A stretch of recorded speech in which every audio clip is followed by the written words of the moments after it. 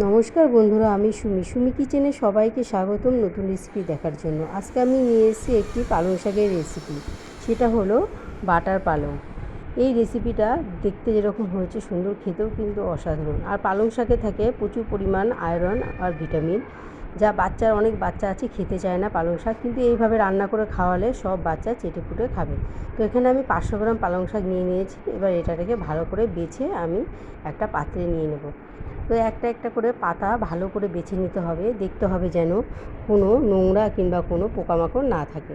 তো সবগুলো পাতা আমি এক এক করে এরকমভাবে বেছে নিয়ে নিচ্ছি একটা স্ট্রেনারে। তো দেখো, সব পালং শাকগুলো বাছা হয়ে গেছে। আমি পুরো ডাঁটা শুদ্ধ পাতাটা নিয়েছি আর সম্পূর্ণ গোড়াটা ছেড়ে দিয়েছি। এবার পালং শাকটাকে ভালো করে আমি ওয়াশ করে নেব। পালং শাক আমি ভালো করে ওয়াশ করে নিয়েছি, ভালো করে পরিষ্কার করে ধুয়েছি যেন কোনো বালিভাব না থাকে। আর আগে থেকে কড়াইয়ে আমি কিছুটা জল গরম করতে দিয়েছিলাম, জলটা গরম হয়ে গেছে। এবার ওই গরম জলের মধ্যে আমি সম্পূর্ণ পালং শাকগুলো দিয়ে দেবো। পালং শাকগুলো দিয়ে 5 মিনিট আমি বয়েল করে নেব, নিয়ে আমি তুলে নেব। তো দেখতেই পাচ্ছ সুন্দরভাবে পালং শাকগুলো দিয়ে দিলাম আর পালং শাকটা বয়েলও হয়ে গেছে। এবার আমি পালং শাকটা নামিয়ে নেব, নামিয়ে নিয়ে একটা স্ট্রেনারে তুলে নেব। তো এরকমভাবে অল্প অল্প করে আমি কড়াই থেকে তুলে স্ট্রেনারে নিয়ে নেব, যাতে সম্পূর্ণ গরম জলটা যে জলটা দিয়ে আমি বয়েল করলাম সেটা সম্পূর্ণ ঝরে যায়। এইভাবে সম্পূর্ণ পালং শাকটাকে আমি তুলে নিচ্ছি। আর এর মধ্যে আমি দিয়ে দেবো ফ্রিজের একদম ঠান্ডা কুলকুল জল।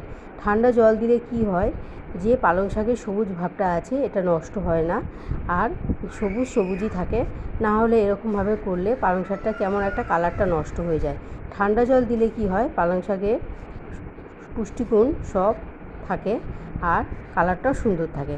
তো দেখো, ফ্রিজ থেকে 1 বোতল ঠান্ডা জল বের করে আমি সম্পূর্ণ পালং শাকের উপরে ঢেলে দিলাম, দিয়ে জল ঝরিয়ে নিয়ে এবার একটা মিক্সিং জারে আমি তুলে নিচ্ছি। যতটা পালং শাক আমি দিয়েছিলাম সম্পূর্ণটাই মিক্সার জারের মধ্যে আমি দিয়ে দিলাম, দিয়ে এটাকে আমি এখন মিক্সচার করে নেব। তো ভালো করে মিক্সচার করে নেব। তো এখন দেখো সুন্দরভাবে আমি এটাকে ঢাকনাটা লাগিয়ে মিক্সচার করে নিয়ে আসলাম। এবার একটা বাটিতে আমি ঢেলে নিয়েছি। ঠিক এরকমভাবেই হবে, খুব বেশি পাতলাও না, খুব বেশি ঘন না। এরকম পর্যায়ে পালং শাকটা আমি গ্রাইন্ড করে নিলাম। আর সঙ্গে লাগছে পেঁয়াজ কুচি, রসুন কুচি, কাঁচা লঙ্কা কুচি, সম্পূর্ণ কুচি করে নিয়েছি। এটা শাক রান্নার মূল উপকরণ। তো এখানে কড়াই বসিয়ে দিয়েছি, কড়াইটার মধ্যে আমি 1 চামচ বাটার দিয়ে দিলাম। বাটারটা ভালো করে মেল্ট হয়ে গেলে পরে আমি দিয়ে দেবো একটা শুকনো লঙ্কা ও হাফ স্পুন কালো জিরে। শুকনো লঙ্কা আর কালো জিরেটা দিয়ে ভালো করে একটু নেড়েচেড়ে ফ্রাই করে নেব। তো শুকনো লঙ্কাটা দিয়ে একটুখানি ফ্রাই করে নেবো, যাতে শুকনো লঙ্কাটা ভালো একটু লাল লাল হয়ে যায়। এই পর্যায়ে আমি যে কেটে রেখেছিলাম পেঁয়াজ কুচি, কাঁচা লঙ্কা কুচি ও রসুন কুচি, এটা সম্পূর্ণ আমি এই বাটারের মধ্যে দিয়ে দিলাম, দিয়ে একটু নেড়েচেড়ে নেব। যতক্ষণ না একটু ব্রাউন কালার আসছে সব কিছু, ততক্ষণ আমি হাই টু লো মিডিয়ামে রেখে এটাকে আমি নাড়তে থাকবো।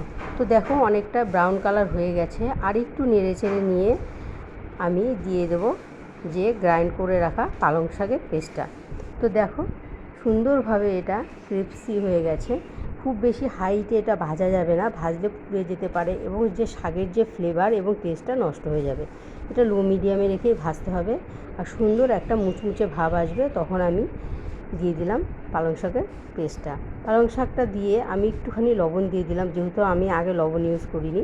তো পরিমাণ মতন আমি এখানে লবণ দিয়ে দিলাম। লবণ দিয়ে নেড়ে চেড়ে পালং শাকটা আমি একটু কষিয়ে নেব। আর যতক্ষণ না জলটা সম্পূর্ণ শুকিয়ে যাচ্ছে ততক্ষণ আমি এইভাবে কষাতে থাকবো। তো দেখো সম্পূর্ণ জলটা শুকিয়ে গেছে, এটাকে লো মিডিয়ামে রেখেই কষাতে হবে। আর যতক্ষণ না এরকম নেড়ে চেড়ে জলটা শুকাতে পারছো ততক্ষণ জলটা এরকম নেড়ে চেড়েই শুকিয়ে নিতে হবে। হাই মিডিয়ামে দিলে নিচটা পুড়ে যাবে আর উপরটা ভালো করে কুক হবে না। তো এইভাবে দেখো হয়ে গেছে। এবার আমি একটা প্লেটের মধ্যে গরম গরম পরিবেশন করলাম। আর আমার রেসিপিটা ভালো লাগে অবশ্যই লাইক কমেন্ট শেয়ার করবে।